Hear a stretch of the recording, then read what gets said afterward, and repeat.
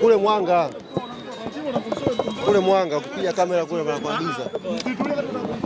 Ali Guantanamo Bay sare ya kwanza leo. Yeah. Baada ya ushindi wa kwanza, sare imekuja ya kwanza leo. Yeah. Labda nini kimefamisha Guantanamo Bay kuendelea na rekodi yake ya ushindi?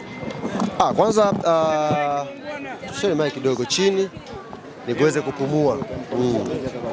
Jambo la kwanza tunamshukuru Mwenyezi Mungu. Mechi imemalizika salama. Jambo la pili tunamshukuru Mwenyezi Mungu, tumepata alama moja muhimu sana. Alama moja muhimu sana tumepata katika uwanja nyumbani siku ya leo. Ukiangalia kundi lilivyo na aina ya mechi ilivyokuwa, uzito ambao yuko nao Ali, ukipata pointi moja maana yake umepata pointi ya muhimu, pointi ya thamani. Kauli yangu ya mwisho ambayo niliwaambia atakayebahatika kumfunga Ali kwenye hili kundi letu, aidha kwake au kwao, huyo mtu ana chance ya kwenda quarter final kwa 70%. Leo mmeshuhudia ilivyokuwa ngumu kupata pointi 3 mbele ya Al Ahly. Tumechukua pointi moja, hesabu ziko wazi, imebakia kwetu katika michezo miwili iliyokuwa mbele kwenda kupambana kupata matokeo ya kutupeleka hatua robo finali. Kila mwana Yanga aliyekuja leo hapa ameridhika, na tunaamini tunazo dakika 180. Dakika 90 za kwanza zitapigwa Rabat kule Morocco.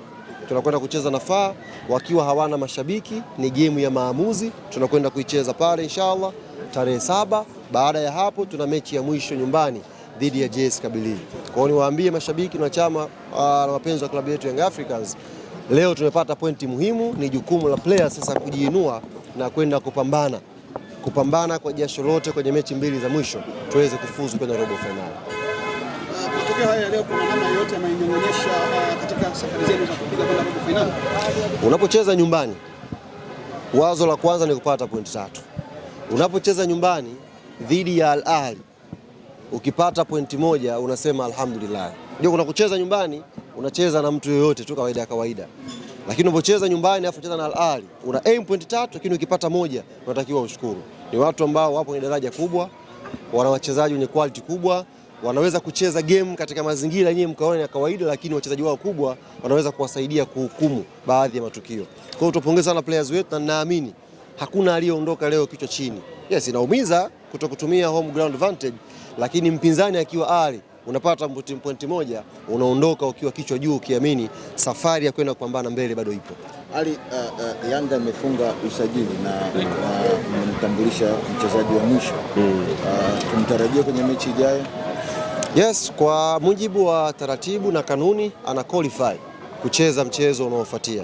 Kwa hiyo itabakia kwa mwalimu kuangalia logistic zake, training zake, kama anaweza kutumika kwenye mechi dhidi ya FAR Rabat. Lakini kikanuni taratibu ana qualify kabisa kucheza mchezo huu. Ali Damaro, kabla ya mchezo wa leo kuna baadhi ya maneno nafikiri hata uliyaona. Baadhi ya maneno Farhani hajui mpira bana. Farhani sometimes sio inakuaje naye kitu kingine. Kuna wakati unajua zaita za huya Lakini sema amemjibu ipasavyo.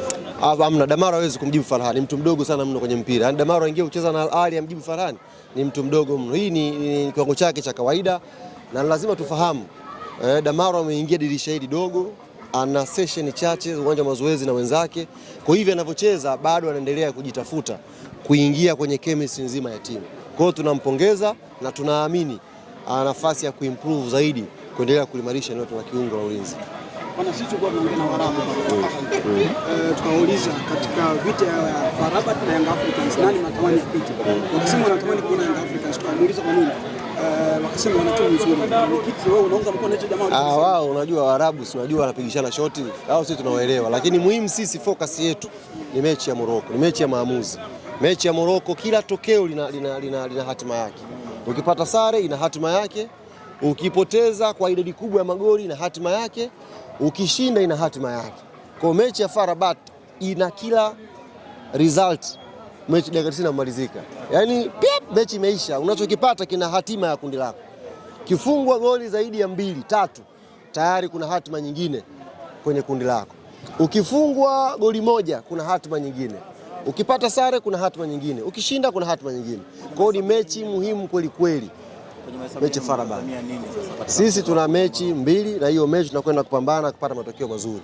Tukishinda alhamdulillah, tukipata sare alhamdulillah, sababu tutakuwa na mechi ya mwisho nyumbani. Lakini mechi ya FAR Rabat ndio kama fainali kwetu pale Morocco. Lakini wana mechi wao FAR Rabat ni dua zenu vipi?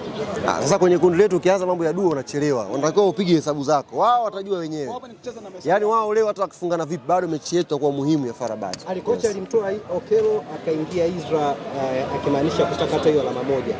Na uhakika gani kwamba wapinzani wenu hawawezi kupata alama mbele ya Ahli? No, ali switch sio kuja kudefend. Alicheza na back 3 akamleta Pacome kucheza na Dube katikati. Kwa ni 3-5-2 ambao ni offensive pia system kwa wakati mwingine. Kwa hiyo imeshindikana kwenye hesabu hizo, tumepata alama moja. Hao FAR Rabat wana mechi ya mwisho na Ahli watakuwa Misri, lakini wao wanaweza wakaenda Misri wakiwa wamesha qualify kama watafunga si goli nyingi kwenye uwanja wao nyumbani. Kwa hiyo nakwambia mechi ya Morocco ni mechi ya kimahesabu, kiliko very tricky. Lazima tuende kwa akili kubwa, kwa tahadhari kubwa ili tuweze kuwa na uhai kwenye mechi ya mwisho kwa nyumbani. Nyinyi kama taifa leo mmefanikiwa kupata pointi moja. Kesho kuna timu nyingine. Maswali yameisha wewe. Hamna, nimtakia heri, mimi niache bwana.